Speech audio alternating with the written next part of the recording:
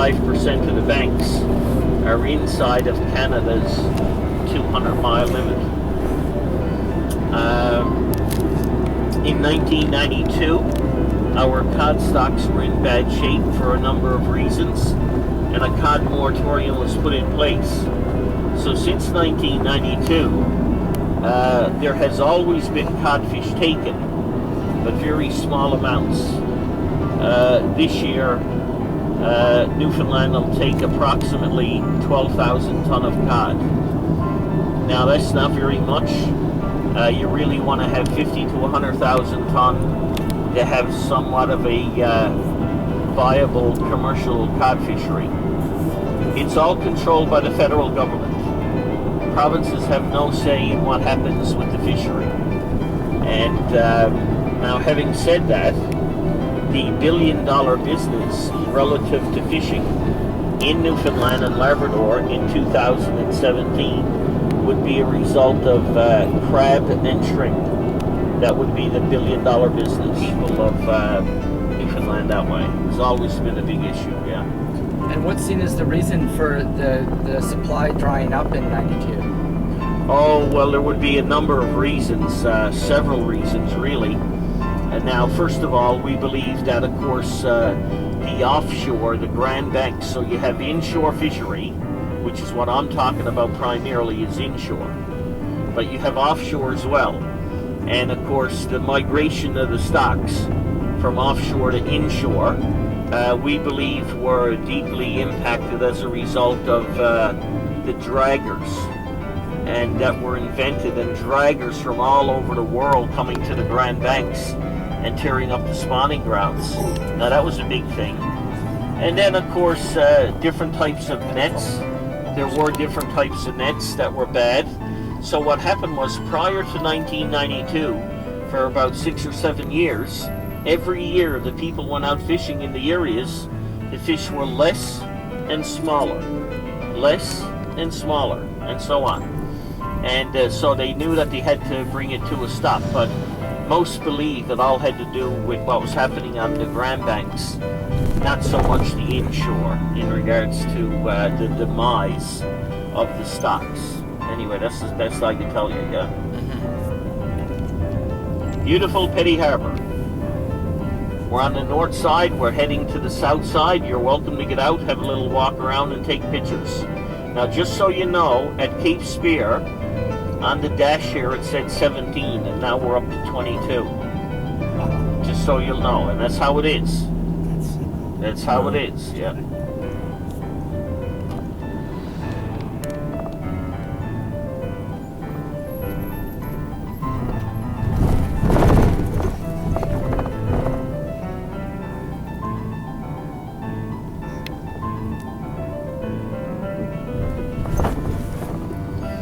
Yeah, beautiful place, beautiful. All the boats in Petty Harbour are just under 35 foot in length.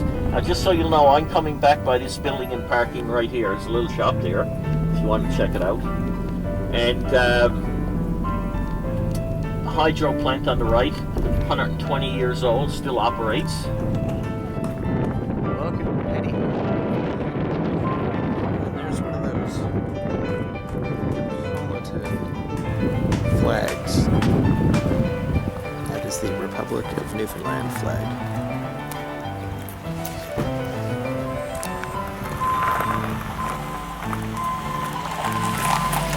And there's our tour bus leaving us.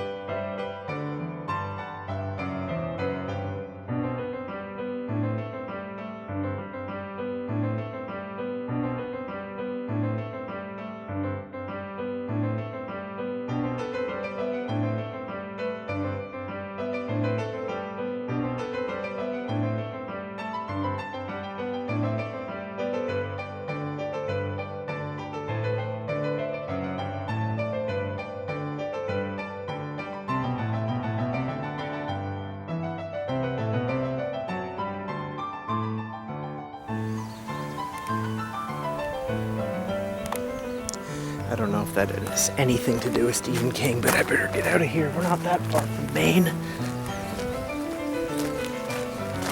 Tour bus, where are you? And it's began to rain.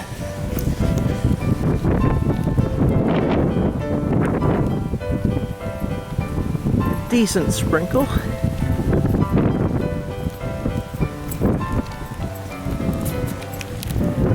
Nothing a guy from Vancouver can't handle, but still. Rain.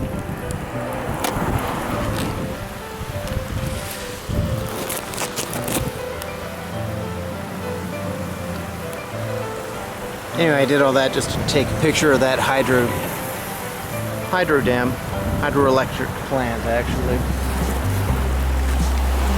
But you guys moved the van. Let's get in.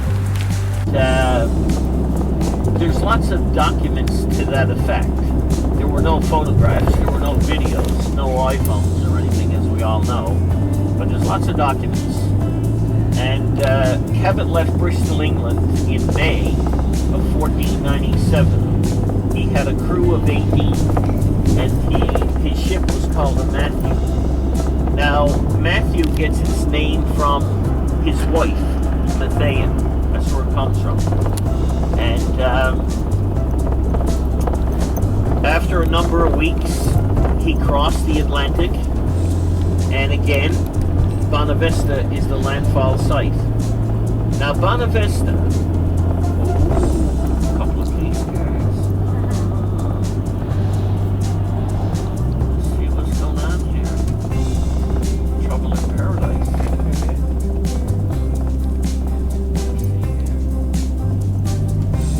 Anyway, don't shoot, whatever you do, don't shoot. Don't shoot. What? Shoot back? Oh. Maybe a truck bus, I'd say. Now, yeah, so Cabot, first of all, Bonavista is an Italian word. One of the early maps of Newfoundland, 1625, was drawn by a man by the name of John Mason.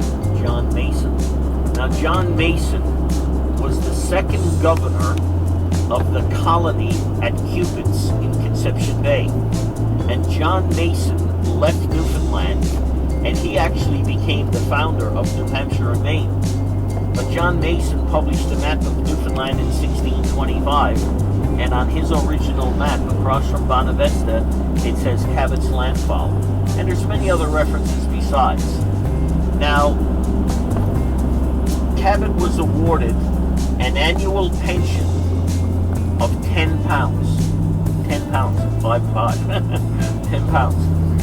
His salary was only £7.50 in a year. And of course, he sailed under England's flag in the reign of King Henry VII. So actually, he did well with the pension. However, it is believed amongst all people that study it that he vanishes in 1498. And according to all of the blue books in England, he only drew on his pension 1 year. And it's believed he died at sea in 1498. And so Cabot, the Italian man Cabot, was born in Genoa, Italy in 1450, and he dies in 1498. So Cabot was on the Americas, Columbus was in the Caribbean. Now the thing is, historians believe that Cabot and Columbus knew each other, and probably knew each other very well, because Christopher Columbus was born in Genoa, Italy the next year, 1451. And of course, Columbus dies in 1506. Columbus and Cabot were excellent navigators, cartographers, sailors, whatever you want to call them. Both of them were heavily involved with the Icelandic cod trade with England and Europe for years and years.